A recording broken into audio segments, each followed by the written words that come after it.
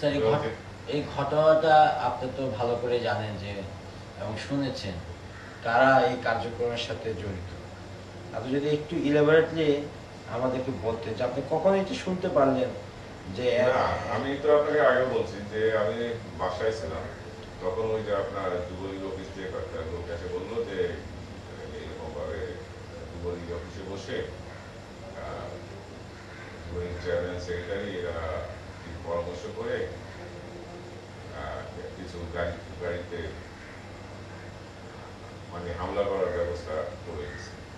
কারণ এটা কি এটা তো পরবর্তী পর্যায়ে এরকম একটা ঘটনা ঘটে গেল এই যে আপনার শাহবাগের ওখানে।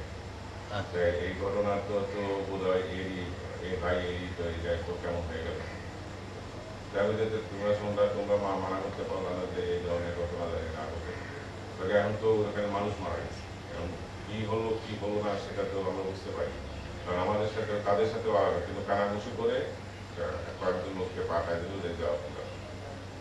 আর মোবাইলে বললো যে আমাদের জানায় কি করা, মানে একটা ক্রেডিট নিয়ে আসতে পারবো।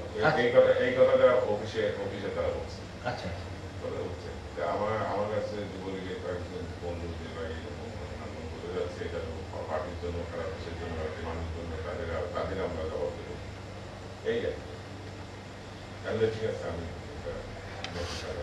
যুবলীগের কারা এর সাথে ওই দিন ঘটনার যেটা পরিকল্পনার সাথে কারা জড়িত ছিল নাম কি স্যার? নানো কাজও এরা ওখানে বসে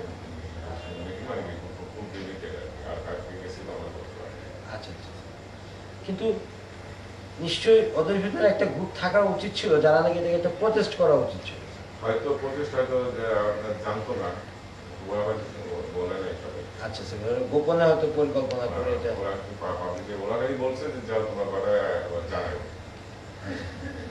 তো ঘটনার পর আবার জানিয়েছে তারা। আচ্ছা স্যার, বাট আপনি তো জানেন স্যার মানে গান পাউডার দিয়ে এটা বেশ ভালো পরিকল্পিত ছিল কিন্তু।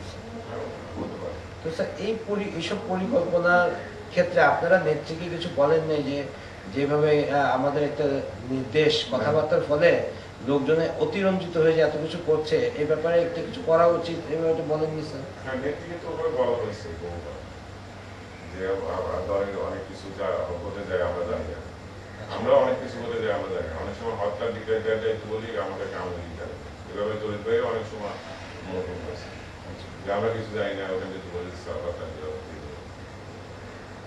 ঘটনা হয়েছে। তো এই ঘটনার পরে যুবলীগের ওই সদস্যদেরকে আপনারা কোনো শোকজ টোকজ কিছু করেছিলেন না বা তিরস্কার? না, এরকম জানি না নেত্রী করছে, আমরা তো একটু ওদের থেকে দূরেই থাকি। বাট আপনারা নেত্রীকে বলেন না যে নেত্রী এটাকে একটা কন্ট্রোল করা উচিত? সেটা বলছি যে আমি বলছি নেত্রী এটা সময় হচ্ছে যুবলীগের সাথে ইনভলভ। আমার মনে হয় এই বিষয়গুলো তোমার দায়িত্ব যুবলীগ থেকে বলতে হচ্ছে, তুমি সতর্ক করতেছে এবং করলে তো আমাদের জন্য ক্ষতি হবে। আচ্ছা, যুবলীগের এই সদস্যরা এখন কোথায় আছে? আমি জানি এরা কি ভারতে আশ্রয় নিয়েছে আপনার মনে হয়? বিভিন্ন খবর কাগজে আসতেছিল। আমি জানি না, আমার সাথে যোগাযোগ না, আপনি খবর কাগজ দেখেননি স্যার? না, আমি তো কয়েকদিন এর আগে তো খবর